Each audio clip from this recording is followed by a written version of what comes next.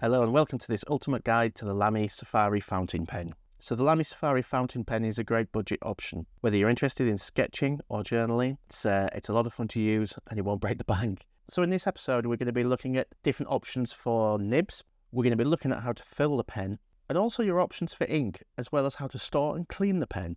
So I hope you find all this really interesting, and if you stick to the end I'll be talking a little bit about my own personal preferences as an urban sketcher and as an artist. Of which nib I like to use and which inks I like to use. Weighing only 15 grams, 14 centimetres long, and as cheap as chips, the Lamy Safari pen has been a super popular fountain pen for the last 40 years and features a stainless steel nib. Now the Lamy Safari comes in many colour choices. Every year they seem to bring out some special editions as well as new models. Personally, I like the bright yellow, bright reds, white and black versions, as well as the clear Demonstrator models. The Demonstrator models are particularly useful because you can clearly see the colour of the ink inside, which is not as easy with the solid coloured bodies. Now the grip on the Lamy is actually a trapezoidal design. I find it quite comfortable. I know other people who've tried them say they really don't find it comfortable, so it might just be down to finger size or personal preference, but I think it's pretty good. The body of the pen where the ink cartridge sits has a recessed window aperture in it, which means that you can check on your ink level and also see what colour the ink is that's in the cartridge. The casing of the pen is made from ABS plastic, so it's pretty robust. Now, it's not to say it wouldn't break if you stood on it. If you're really careful with them, they will last you years. And there's a handy sprung clip that goes on the cap itself. Now, the pen will post very well, which means that you can put the cap on the end of the pen to make it slightly longer, which can be quite useful for actually drawing. So when it comes to nib choices, it's much better value for money to buy a pen with the nib that you actually want, rather than buying a pen and changing the nib afterwards. Because the nibs, to buy them separately, will cost half as much as a pen. Now, Lamy say that pretty much most of their nibs are compatible with the Lamy Safari. The standard sort of range would be extra fine, fine, medium, or bold. Now, they also offer a beginner's nib. Now, I've never heard of these before. It's quite an interesting option. It's called an A nib, specifically designed to have a more rounded end, which is great for beginners. And actually, if you are new to fountain pens, I would recommend starting with a medium or one of those A nibs. Some nibs are available in a bright chrome stainless steel finish, and others are in black. Another interesting nib that they offer is a left-handed variant, which is something that's rather overlooked by other manufacturers. If you're looking to get a different nib for your Lamy Safari, just keep in mind that it has to be a Z50 type. That's what Lamy specify for the Safari. So really weirdly, Cartridges is where the Lamy Safari falls down a little bit as a fountain pen. A lot of other pens have standard cartridge sizes, which are made by lots of different manufacturers, such as sort of International Standard or whatever. But Lamy specifically use their own cartridge. Now this is a T10 cartridge, which is specific to Lamy, and it holds just 1.15 millilitres of ink. But by far the most cost-effective way to power your fountain pen is to use a converter. Now a converter is a refillable cartridge that you can put in the body of your fountain pen, and it means that not only is it much cheaper to refill your fountain pen, as a large bottle of ink will probably last you a year, and that's if you're using the pen every day for writing and drawing. But it also means that you can use any ink. You don't have to specifically use the Lamy inks. Now, it's fortunate in a way that Lamy do make some really beautiful inks, because it means that you've got plenty of colour options. Aside from colour, one of the big limitations is that you can actually get waterproof ink from Lamy to use in the fountain pen. Now, you may say, well, why do I want to use waterproof ink? Well, if you're going to be doing any kind of sketching or drawing, often you might want to cover your line work with watercolour or ink. Now, if you're going to do this, what's going to happen is as soon as you use a water-soluble ink, that line work is going to get washed away. So I'm going to show you some samples of that. So here you can see I'm using the Lamy turquoise ink. Now, this is water-soluble, like all the Lamy inks, and it's one of my favourites. It's a beautiful colour, and it's really, really fun for water-soluble sketching, but I also use it for journaling as well. Now you can see here, as soon as I put water on it, it dissolves the ink. Some of the ink that's dried really deep into the fibres of the paper will stay, but after a while, if you soak it enough times, you'll actually dissolve it all and it will just turn into a big blue puddle. Now once this is dry, you can go back in and put some more line work over the top of that, so you can sort of build it up in layers, which is, quite fun. And anyone who follows my channel will see that I've used this technique for drawing lots of different sketches. I'll try and put an example up there in the corner for you to see. But generally, if you're into urban sketching or line and wash work, you'll want to use waterproof ink. In this regard, you have a couple of different options, though there is a million types of waterproof ink out there. Now, the two waterproof inks that I've used and not had any problems with whatsoever is the Platinum Carbon Black and the Octopus Elephant Black ink. Now, the Platinum Carbon is a very well-renowned ink that when it's dry, it'll be completely waterproof and it stains very well. And it's got a lot of impact. And I generally get through about 2 bottles of that a year, believe it or not. And recently I've been trying the Octopus Write and Draw ink, the Elephant Black, and that works very well. There isn't actually that much difference between those 2 inks, but they're both waterproof and they both work extremely well. And importantly, I've never had any problems with them gumming the pens up.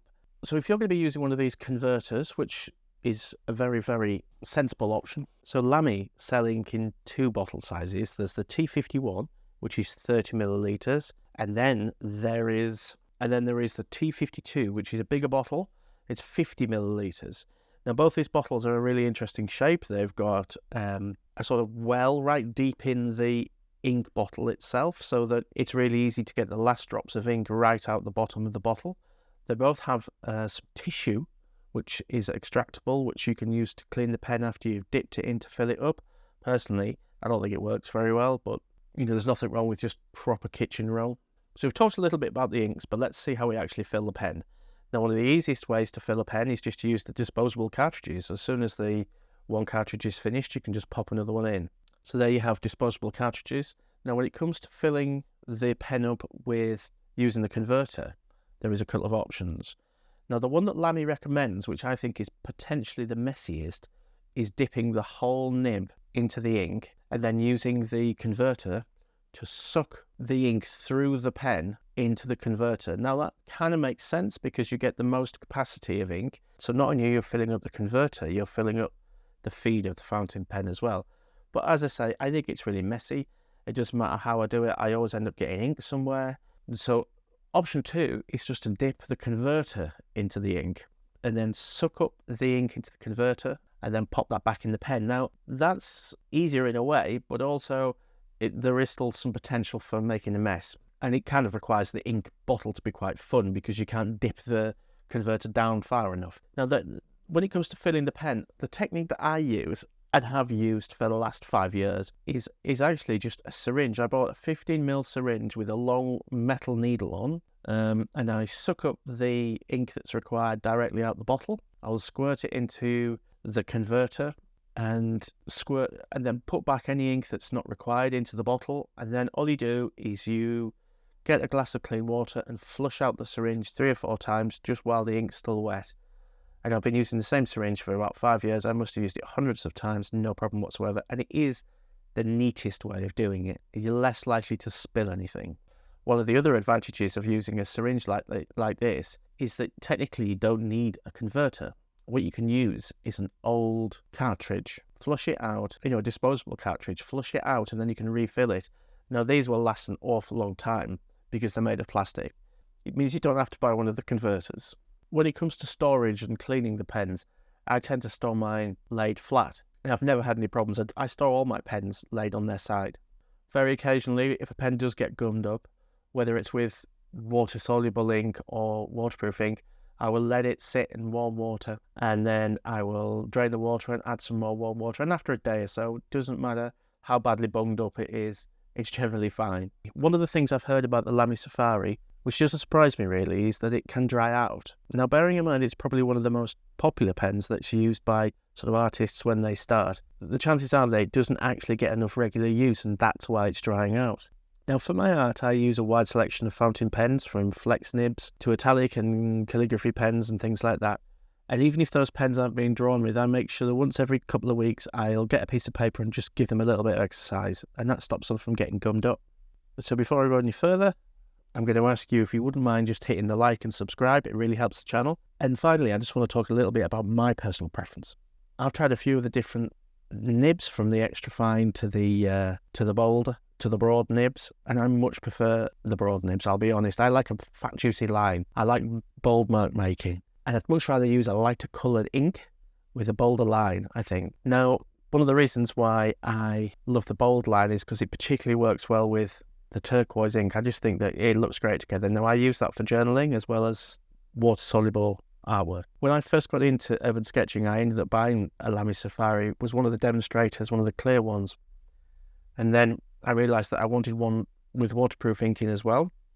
So I went down the route of having one with water-soluble ink and one with waterproof ink. So I thought, well, I'll just buy another one. So I think I bought a used one off eBay for £3 or something. And then I thought, actually, I'll get a different coloured ink. So I wanted a red ink in one and a blue one in another. And so I ended up buying a couple more. And before I knew it, I had like 10 Lamy Safari pens, all with different inks in. And it was a lot of fun, but it just got a bit silly. So I still got the pens, but there's nothing in them. I'm slowly giving them away one pen at a time. But definitely I would recommend, if you're new into fountain pens or you're new to urban sketching or line and wash work, grab yourself one of these pens. You'll have an awful lot of fun with it. And like all fountain pens, they have characters of their own. You have to be a little bit careful. You've got to learn them. But there's an organic joy about them that you just don't get with typing, you know. Personally, I think fountain pens not only represent a sort of forgotten age, but they represent a whole age which was pre-social media.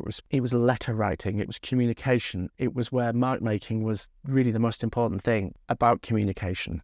It wasn't about bandwidth. It wasn't about networks.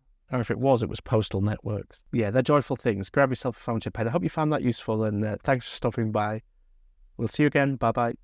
I don't know how it got broken, but I didn't do it. Okay, well, that's fine. It doesn't matter. I don't know how it's broken either. I'll just have to try and fix it. It's time for you to go to bed, boy. Go on. Night-night.